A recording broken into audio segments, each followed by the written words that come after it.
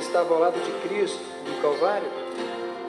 Quem poderia imaginar que um homem que estava tão próximo da morte, estava tão próximo da vida eterna, com uma simples atitude, ele creu em Jesus. Meus olhos tão cansados e marcados pela dor, não me importava mais a vida sem qualquer valor. Humilhado em uma cruz, vendo ódio em cada olhar, só queria ter mais uma chance de recomeçar. Tentei num grande esforço contemplar na outra cruz quem era aquele homem que chamavam de Jesus, que comigo dividia ali solidão, vergonha e dor, porque tantos lhe odiavam e outros lhe davam amor. Teu olhar me fez estremecer e crer que ali estava o próprio Deus. Pude esquecer minha dor. Tinha ao meu lado um rei, morrendo por falar de amor. Na luz do teu olhar, senti o teu perdão. Lavaste com teu sangue meu coração. Sei que este amor não tem fim. Creio que és filho de Deus. Ninguém jamais me olhou assim. Quando entrares no teu reino, lembra de mim.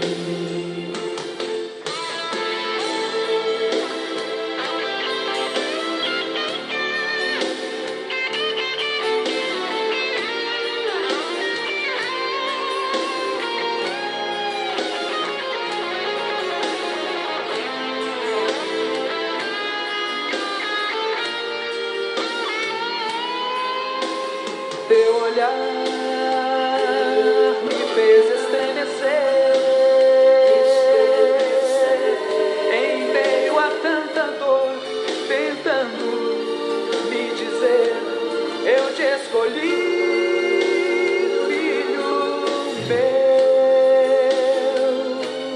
Ainda hoje no paraíso comigo estarás.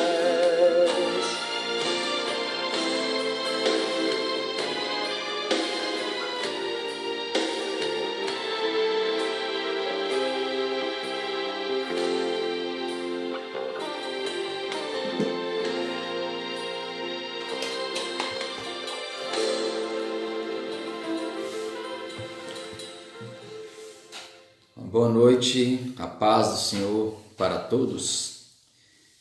Eu gostaria de convidar você nesta noite para nós meditarmos na palavra do Senhor e farei uma leitura então de Gálatas, dando continuidade ao nosso estudo, à nossa posição em Gálatas, capítulo 4. O tema do nosso estudo hoje é maturidade espiritual, deixando de ser criança na fé. Gálatas, capítulo 4. Deixa aí, então, a sua Bíblia aberta em Gálatas para acompanhar a leitura deste texto. Vou ler do capítulo 4, aliás, do versículo 1 até ao 11. Digo, pois, que durante o tempo em que o herdeiro é menor, em nada difere de escravo, posto que ele é senhor de tudo, mas está sob tutores e curadores até o tempo predeterminado pelo Pai. Assim também nós, quando éramos menores, estávamos servilmente sujeitos aos rudimentos do mundo.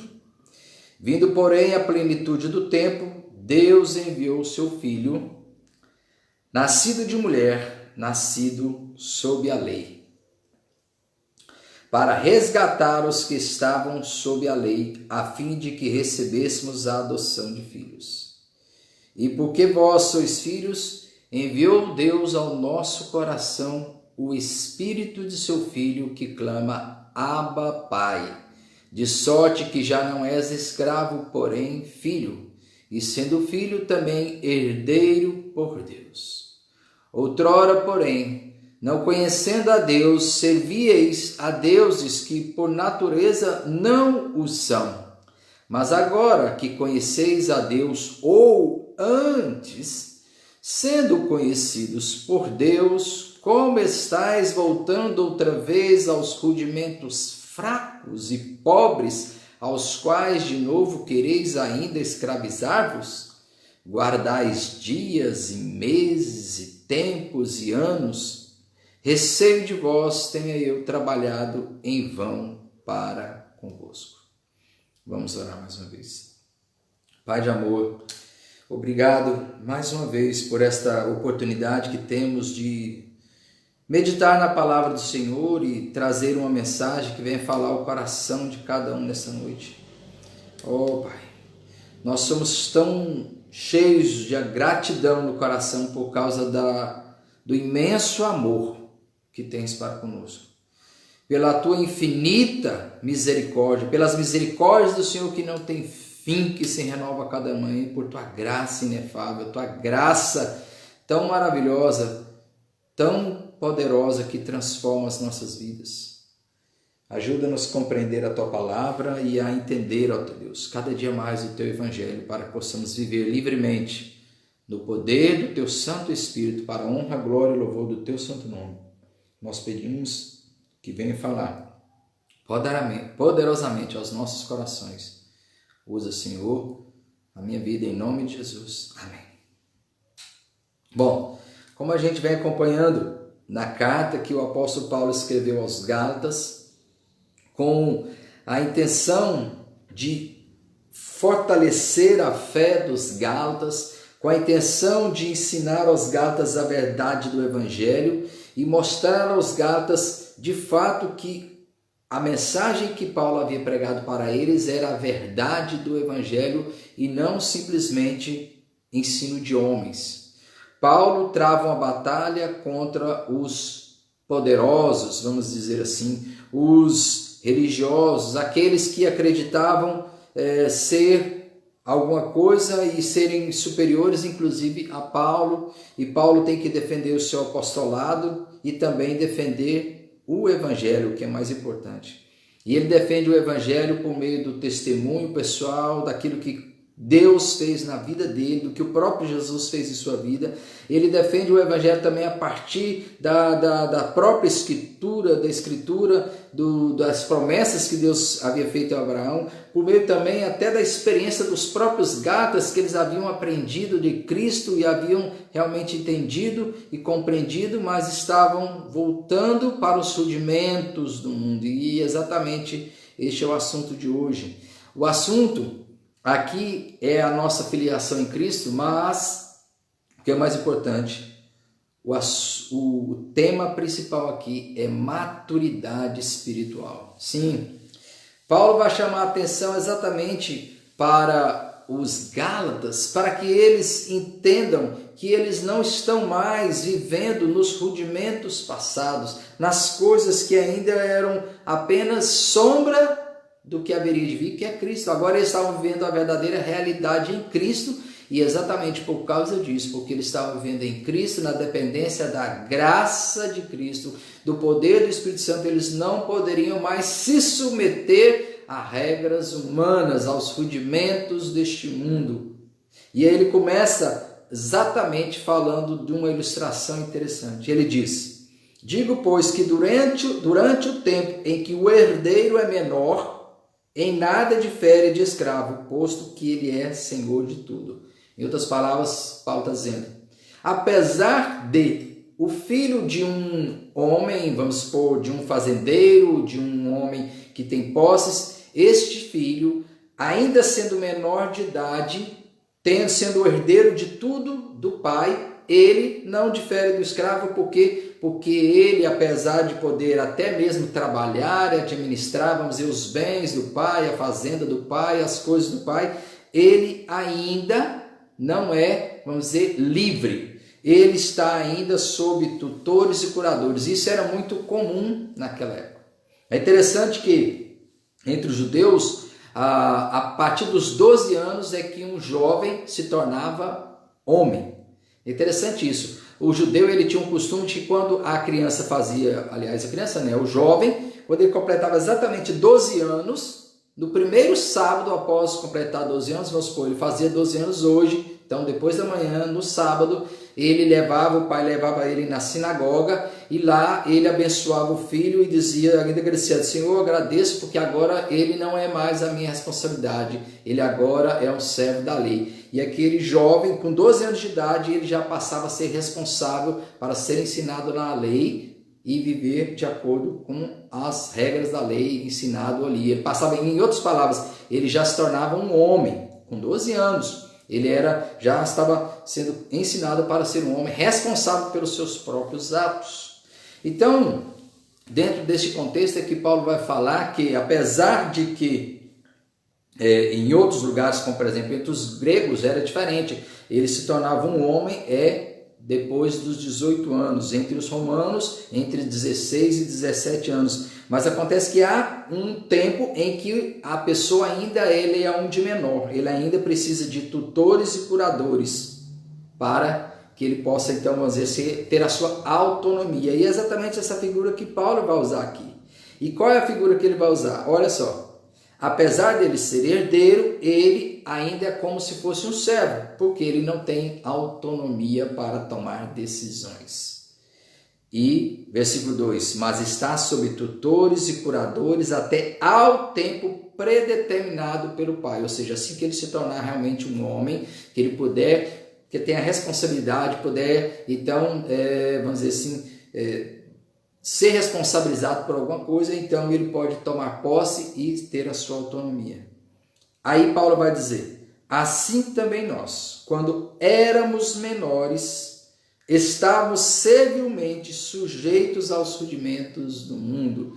Paulo está falando exatamente a respeito daqueles primeiros rudimentos da lei. Os rudimentos do mundo, na verdade, ele se referia àquelas regras que existiam e que de fato, como ele já havia falado no capítulo 3, que a lei se viu como um aio, nós explicamos na semana passada, como se fosse um homem, um escravo também, que era responsável por levar o jovem para ele ser ensinado. Então, de certa forma, é exatamente os rudimentos do mundo, as regras da lei, as regras do passado, elas serviam como se fossem tutores, curadores, para que realmente aquela pessoa que ainda não estava preparado, ainda não tinha maturidade, pudesse ser instruída e então só depois que ele pudesse assumir sua própria responsabilidade, ele tinha sua própria autonomia. Então Paulo diz o seguinte, vindo porém a plenitude do tempo, Deus enviou o seu filho nascido de mulher, nascido sob a lei, para resgatar os que estavam sob a lei, a fim de que recebêssemos a adoção de filhos. E aqui nós temos uma revelação maravilhosa do apóstolo Paulo acerca da revelação de Cristo, da vinda de Cristo. No tempo certo, no tempo escolhido por Deus, na plenitude do tempo, ou seja, no tempo exato da história que Deus decidiu, ele então envia o seu filho para o quê? Para que este filho, que nasceu exatamente sob a lei, nos resgatasse exatamente da supervisão, da curadoria, vamos dizer, da tutoria da lei. Nós que antes éramos escravos das regras, das leis, agora seríamos libertos por Cristo. E exatamente foi isso que Cristo fez. Ele então nos resgatou da tutela da lei para que nós pudéssemos agora não mais sermos apenas tutorados, ou pudéssemos apenas ser servos, mas agora nos tornaríamos filhos, olha o que ele diz, a fim de que recebêssemos a adoção de filhos. E aqui é algo maravilhoso, quando nós vamos para o Evangelho, a gente vai ler lá em João que todos aqueles que receberam a Cristo, Deus deu-lhes o poder de serem chamados filhos de Deus.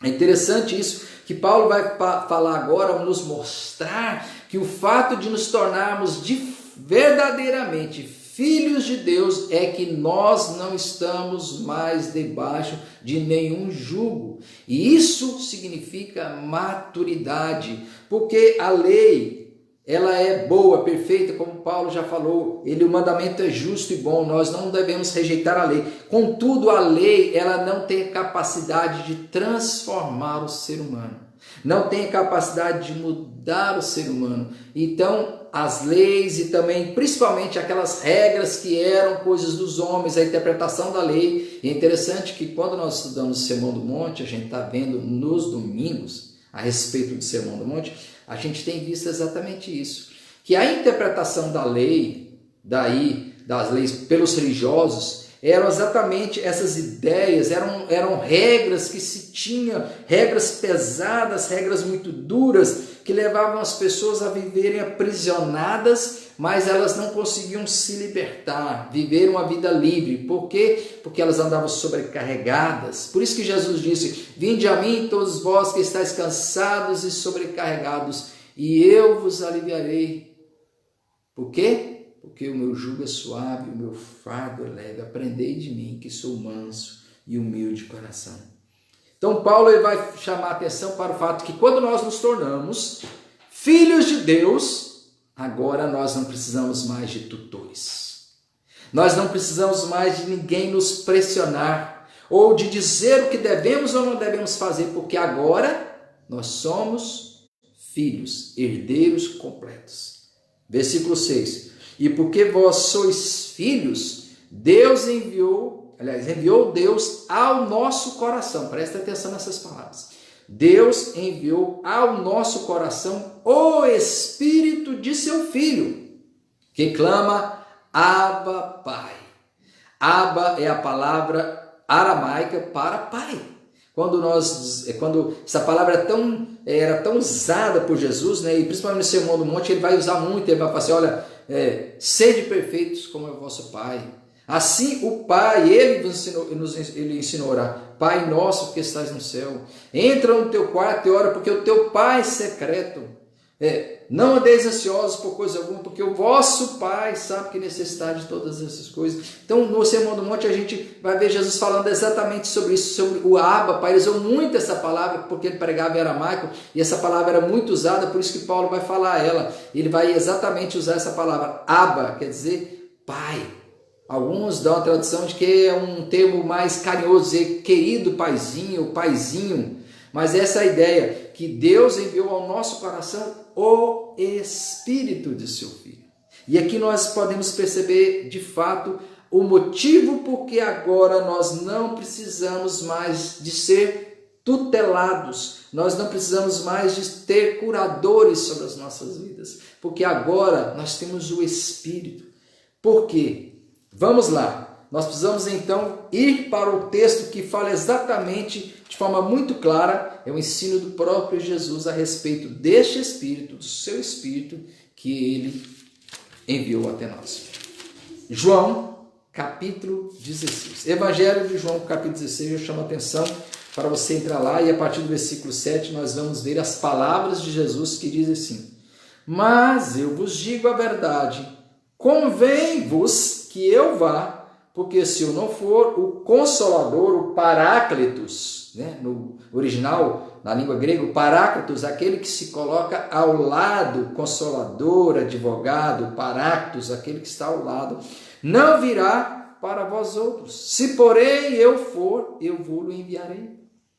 Quando ele vier, convencerá o mundo do pecado, da justiça e do juízo. Do pecado porque não crê em mim, da justiça porque eu vou para o Pai e não me vereis mais, do juízo porque o príncipe deste mundo já está julgado. tenho ainda muito que vos dizer, mas vós não podeis suportar agora. Mas quando vier, porém, o Espírito da verdade, ele vos guiará a toda a verdade, porque não falará por si mesmo, mas dirá tudo o que tiver ouvido e vos anunciará as coisas que hão de vir. Ele me glorificará, porque há de receber do que é meu e vou-lo há de anunciar. Tudo quanto o Pai tem é meu. Por isso é que vos disse que há de receber do que é meu e vou-lo há de anunciar. É o Espírito Santo. Um pouco e não mais me vereis, outra vez um pouco e ver-me-eis. Então, nesse texto, Jesus fala que o próprio Pai enviaria esse Espírito e ele também enviaria esse Espírito. Interessante que o Pai envia o Filho e o Espírito Santo é enviado tanto o Pai como pelo Filho. E é exatamente isso que Paulo está dizendo aqui. Que Deus enviou, olha que interessante, ele enviou o Espírito ao nosso coração, o Espírito do seu Filho que clama, Abba, Pai, nos tornando seus filhos. Agora nós podemos chamar a Deus de Pai. Versículo 7, de sorte que já não és escravo, de sorte que já não és escravo, porém filho, e sendo filho também herdeiro por Deus. Percebe? Que o que é, Paulo está explicando agora para os Gálatas, para que eles entendam bem, o que é o Evangelho. O Evangelho não são regras, o Evangelho não é um livrinho de leis, o Evangelho não é uma cartilha que você tem que dar, eu tenho que fazer isso, ou aquilo outro, eu posso fazer isso, não posso fazer aquilo, eu faço isso, faço... As pessoas às vezes estão na igreja e vivem com medo, acreditando que Deus vai puni-las ao tempo inteiro, porque eles estão quebrando regras e etc. Mas olha, Evangelho é um relacionamento.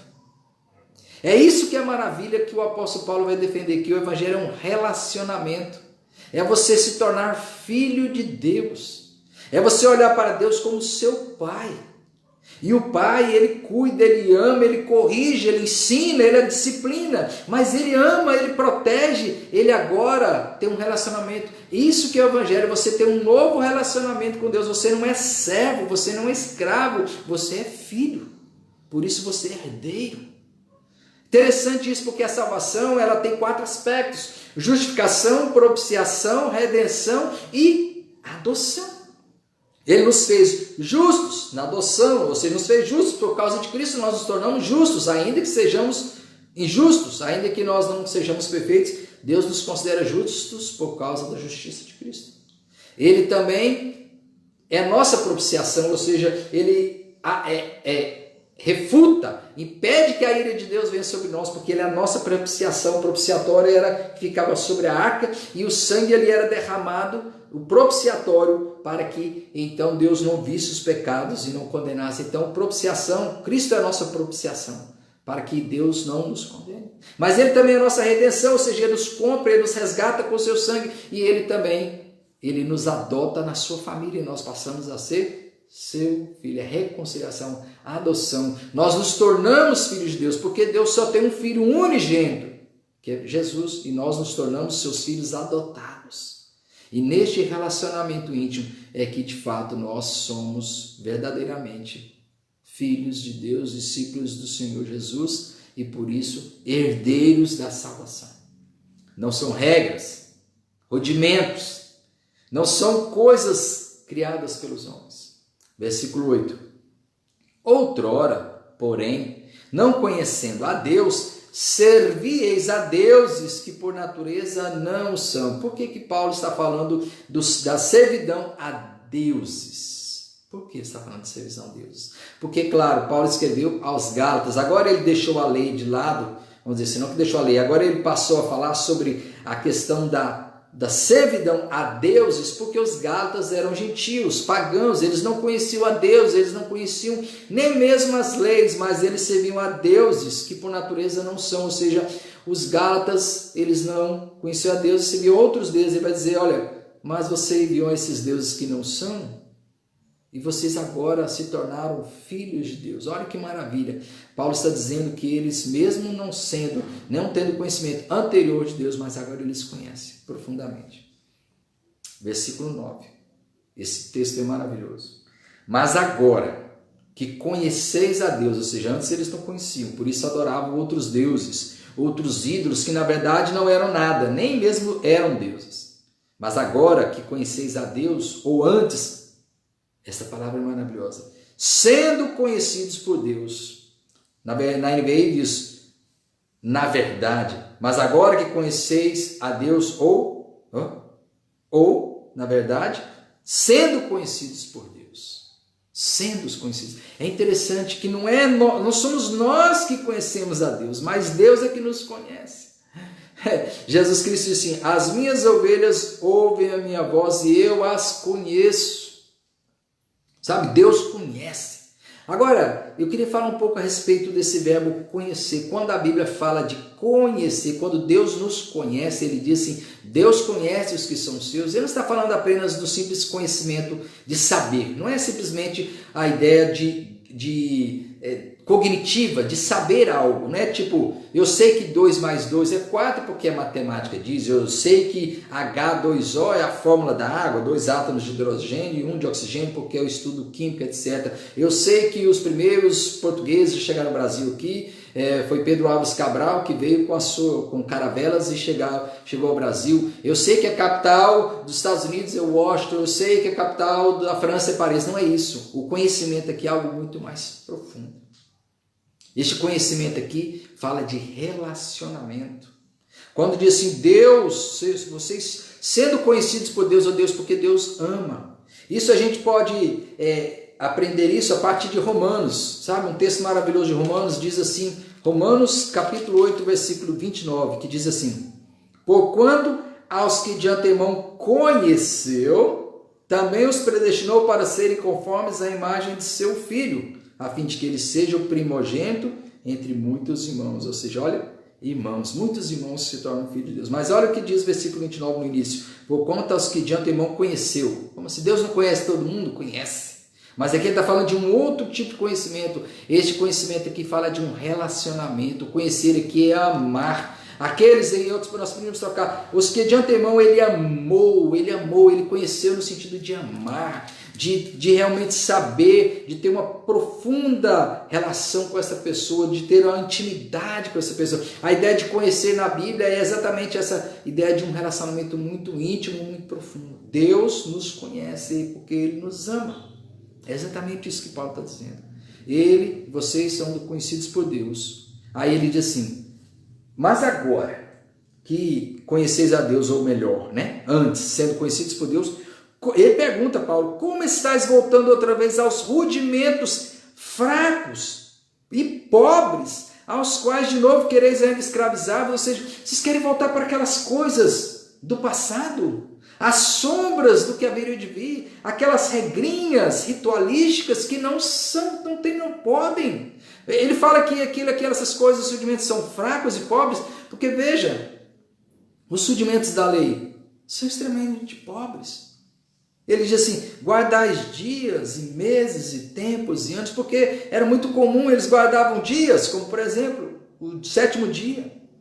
Meses, né, que eram meses especiais, Páscoa, Pentecostes, Festa dos Tabernáculos, tempos como os anos sabáticos, né, como anos sabáticos, tempos que eram só normas. Paulo está falando assim, que essas coisas são rudimentos.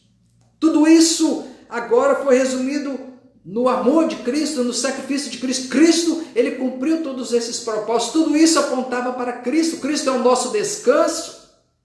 Cristo é a nossa Páscoa. Cristo é o nosso Pentecoste. Cristo é o nosso tabernáculo, porque ele veio e se tabernaculou. Ou seja, tudo aquilo era apenas sombra de Cristo, porque Cristo é a realidade. Ele fala em Colossenses. Mas sabe, as pessoas às vezes elas querem voltar para os rudimentos, sabe? Tem uma igreja, por exemplo, que construiu um grande templo no Brasil, um templo que lá, eu estava vendo as fotos, lá eles têm a menorá, né? Aquelas símbolos judaicos, aquela menorá, aquelas candelabros, lá eles têm até, lá tinha até foto com homens vestidos de branco, com estolas assim douradas, carregando uma maquete da arca da aliança. Gente, para esse povo parece que está louco. Que coisa mais sem lógica. Eu diria até estúpida. Cristo veio e morreu por nós lá na cruz para nos dar a vida eterna. Agora as pessoas parecem que têm que tocar, precisa ver. É uma coisa absurda. Sabe, é uma coisa de cuspir na cruz de Cristo, de pisar no sangue de Cristo, desprezar o sangue de Cristo, voltando às coisas, os rudimentos do passado. Qual o valor disso? Paulo está dizendo, qual o valor? Vocês querem se escravizar por coisas que já passaram, que não tem valor algum, que não muda o ser humano. Sabe por que a lei é fraca? Os rudimentos são fracos e pobres, aquelas regras do passado, aqueles rituais do passado? Porque não transforma o ser humano. Qual é o poder que a lei tem? Vamos pegar um exemplo. A lei diz não matarás. E Jesus mostrou, como a gente tem visto no Sermão do Monte, que apenas odiar alguém, irar-se com alguém, rebaixar alguém, tornar alguém desprezível, já é matar, não é? Mas a lei diz não matarás, mas ela não impede alguém de matar o outro. É como se fosse até mesmo qualquer lei, inclusive as leis de trânsito, está lá, proibido estacionar. Mas a pessoa vai estacionar se ela quiser. Ela pode, de repente, ser punida, mas não impede. Percebe que os rudimentos, eles não transformam o ser humano, é fraco por isso. A lei apenas mostra, é como o exame. Você vai no médico, o médico passa um exame, você faz exame de sangue, ele diz, você está com diabetes, seu açúcar no sangue está muito alto. Aquele exame não tem o poder de curar você. Ele apenas revela a sua doença. Aí ele então vai passar uma medicação para você, uma nova dieta, insulina ou outra medicação para te tratar isso. Você trata com anemia, precisa de vitamina, isso. Então quer dizer, os exames são como a lei. A lei ela só mostra o nosso erro, o nosso pecado, mas não transforma. Então às vezes a gente fica querendo seguir regras, rituais para achar que isso vai, mas gente, voltar ao passado. É como se nós desprezássemos aquilo. Cristo morreu na cruz exatamente porque somente a cruz de Cristo, o sangue dele derramado, é que poderia nos salvar. Paulo conclui assim essa parte. Receio de vós tenho eu trabalhado em vão para convosco. Ou seja, Paulo pensou assim, será que eu perdi meu tempo pregando o evangelho da graça de Jesus? Mostrando que Cristo veio para que vocês se tornassem filhos de Deus. Adotados na família de Deus, servindo a Deus, mas com alegria, sabe? O que Paulo está mostrando é que quando nós nos tornamos filhos de Deus, nós nos tornamos parte da família de Deus, nós conseguimos viver para agradar a Deus. A lei é boa, santa, o mandamento é justo, mas não transforma, mas mostra a vontade de Deus. Mas o que Paulo vai dizer é que como filhos de Deus, no poder do Espírito que Deus nos deu ao nosso coração, veja o versículo 6, ele é chave. Porque vós sois filhos, enviou Deus ao nosso coração o Espírito de seu Filho. É só o Espírito Santo que pode nos transformar. É só o Espírito Santo que pode nos moldar e nos mudar. É só o Espírito Santo que vai capacitar-nos para fazer aquilo que agrada a Deus. Nós somos salvos e nos tornamos filhos de Deus, partes da família de Deus. Nós não precisamos voltar para aqueles rituais. Sabe, às vezes nós ficamos com coisinhas pequenas. Posso isso, posso aquilo. Sabe, em outras palavras, o que Paulo está dizendo aqui? É que nós precisamos amadurecer na fé. Ele está falando que no passado, antes da vinda de Cristo, que ele diz no versículo 4, vindo porém a plenitude do tempo, Deus enviou o seu Filho. As pessoas estavam ainda como que crianças sendo tuteladas. A lei civil de tutor. Ou seja, a revelação ela é progressiva. E no passado as pessoas viviam uma imaturidade espiritual. E hoje muitas pessoas às vezes estão na igreja, creem em Cristo, mas ainda vivem na imaturidade. Uma outra pessoa, ou aliás, um outro texto que vai falar sobre isso, e eu gostaria de chamar a atenção para você, que é um texto que vai trazer, esclarecer bem o que Paulo diz, é Hebreus. Alguns, inclusive, acreditam que Paulo, alguns defendem que Paulo escreveu Hebreus, apesar de que nem todos concordam e não existe prova de que ele escreveu os Hebreus. Mas, independente se foi Paulo ou não, esse texto nos ajuda. Hebreus 5, versículo 11. Olha o que o texto diz. A esse respeito, temos muitas coisas que dizer e difíceis de explicar. Porquanto vos tendes tornado tardios em ouvir. Ou seja, olha, imaturidade. Pois com efeito, quando devíeis ser mestres, atendendo ao tempo decorrido, ou seja, depois de tanto tempo, na fé, tendes novamente necessidade de alguém que vos ensine de novo quais são os princípios elementares dos oráculos de Deus. Assim vos tornastes como necessitados de leite, não de alimento sólido, ou seja, bebês é que bebem leite. Mas precisamos crescer e comer alimento sólido, arroz, feijão, carne, verdura. Mas sabe, às vezes as pessoas estão na igreja e ficam ali ainda precisando de leitinho porque não tem condições de ouvir coisas mais sólidas. Crescer. Ora, todo aquele que se alimenta de leite é inexperiente na palavra da justiça, porque é criança.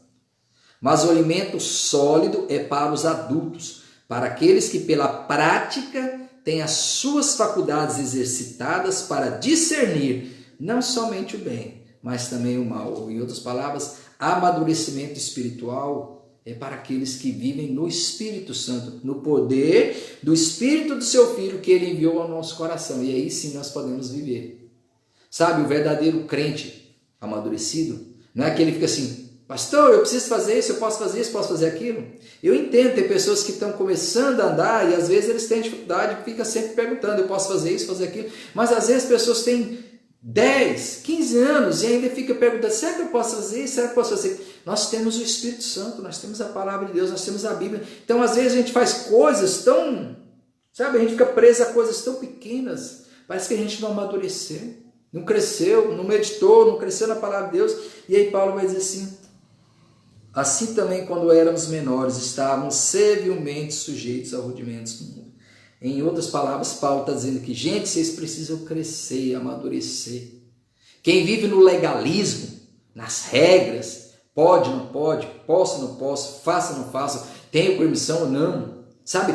Quando você ainda acredita que o evangelho é pode, não pode, você ainda não cresceu. A pessoa madura na fé, ela tem o Espírito Santo. E Paulo vai dizer, aí sim, quando ele chega lá no capítulo 5, ele vai partir para a parte prática, ele vai dizer exatamente aqui: para a liberdade foi que Cristo nos libertou. Mas eu quero chamar a atenção exatamente para o que ele vai dizer no versículo 16 do capítulo 5. Digo, porém, andai no Espírito e jamais satisfareis a concupiscência da carne. Ou seja, esse Espírito que Deus enviou ao nosso coração, que é o Espírito de Cristo, ele veio exatamente para nos ensinar. Quem anda no poder do Espírito Santo, quem anda na dependência do Espírito Santo, quem anda em comunhão com o Espírito Santo e se enche do Espírito Santo, ele tem a possibilidade de viver de forma que agrade a Deus, no Espírito e não na concupiscência da carne. Então ele não está preocupado se pode ou não pode, não, porque o Espírito Santo vai mostrar-nos. E é isso que nós precisamos aprender. A vida cristã, ela precisa de amadurecimento, de crescimento. Porque se nós não crescermos e continuarmos presos às regras do mundo, como esse pessoal que às vezes fica preso, precisa tocar, precisa ter os elementos, precisa ter até as coisas para pegar. Hoje tem sido muito comum no meio evangélico as pessoas usarem aqueles kippah, as pessoas usarem estola sacerdotal. Tem gente que tem até, como eu falei, até mesmo arca da aliança. E outras coisas absurdas, coisas do passado. Parece que esqueceram que Jesus um dia morreu na cruz para nos dar a vida eterna, ficam voltando ao passado, aos rudimentos. Ah, não pode isso, não pode aquilo. Parece que não cresce. E ainda estão desprezando aquilo que Jesus oferece, que é a vida eterna, por meio do seu sacrifício lá na cruz. Gratuitamente nele. A vida eterna por dependermos dele e não de nós mesmos. Amém? Vamos orar mais uma vez. Senhor Deus Pai, nós queremos te agradecer pela misericórdia do Senhor. E também, ó Pai, amanhã, sexta-feira, será o dia que nós nos lembraremos que há 2000 anos atrás, cerca de 2000 anos atrás, o teu filho veio na história. E lá na cruz, ele se entregou como cordeiro, o teu cordeiro, o cordeiro de Deus que tira o pecado do mundo. Ele derramou o seu sangue para nos dar a vida eterna, para dar a possibilidade de nós nos tornarmos teus filhos, ó Pai. Nós não vivemos mais de acordo com os rudimentos, as coisas ultrapassadas, as regras de homens, os rituais, que em nada servem para transformar o ser humano. Muito obrigado, Senhor, porque Jesus Cristo nos enviou, assim como o Senhor, Pai, o Santo Espírito para guiar as nossas vidas e nos mostrar a verdade. Que o Teu Santo Espírito nos ensine cada dia mais a depender de Ti e da Tua graça. Nós te agradecemos por isso, em nome de Jesus. Amém.